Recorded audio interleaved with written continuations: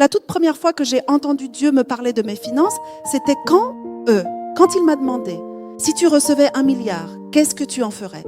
Bien sûr, Seigneur, je te donnerai tout. Seigneur, tu sais à quel point je t'aime. Je veux te montrer tout l'amour que j'ai pour toi. Prends tout cet argent. Et c'est là que je me suis fait gronder par Dieu, comme je vous l'ai dit. Si tu me redonnes tout, pourquoi est-ce que je te donnerai quoi que ce soit? On va juste se donner et se reprendre, se donner et se reprendre. Je te l'ai donné, alors pourquoi tu me le rends en entier? Tu dois utiliser ça pour transformer 5 talents en 10 talents.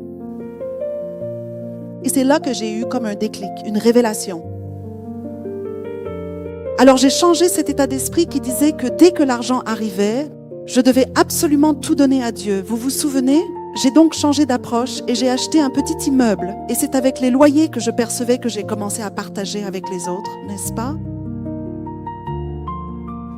Par exemple, si c'est un immeuble de 3 étages qui rapporte 3 ou 4 millions de loyers, on utilise cet argent pour construire des écoles ou creuser des puits dans des pays pauvres et au final, la récompense, c'est que la valeur du terrain et du bâtiment augmente. Et ce qui a été acheté pour 1 milliard finit par valoir 1 milliard 600 millions, voire 2 milliards.